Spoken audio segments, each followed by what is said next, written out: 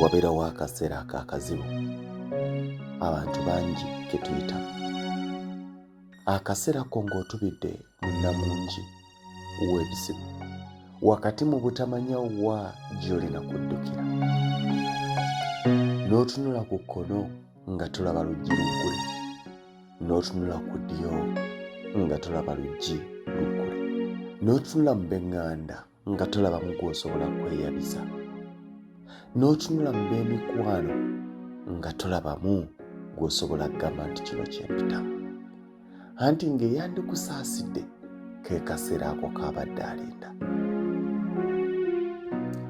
Abantu bangi bayita mu kusoberwa naye nga tebalina muntu oyo gwe basobola kugamba nti mpita mu kino n'ekiri.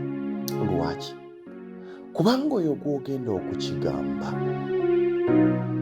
ke kaseera keyalinda, naddala mu b'eŋŋanda, mu b'emikwano, oba oliawo ne bakozi bannaffe be tuwangaala nabo. Ojja kusanga amamotoka agali mu ddabo indikeeta mu paakingi y'ekyaki y'e Lubaga nga bafukamidde ku wankaaki wa lutikko kubanga gye basobodde okuddukira. Tebabeera balalu, wabula babeera bazudde ekifo kyokka ekiri seefu okuloopera ebyo bye bayitamu. Kaba kaseera.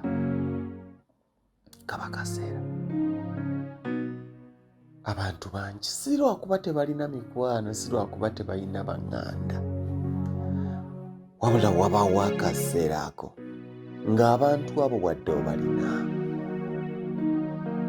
tebasobola kukutegeera,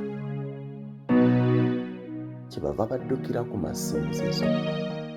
Abasajja bafuluma amayumba, abakazi bafuluma amayumba ku ssaawa 7 ogw'ekiro ne bavuga amamotoka nga talina walala walaga naye ng'agenze mu kifo kya Mukama.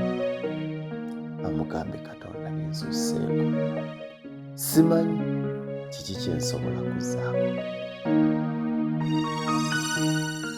Ayitamu eyo embeera, katusabe Mukama akugumye ate asobole ogikuyisaamu.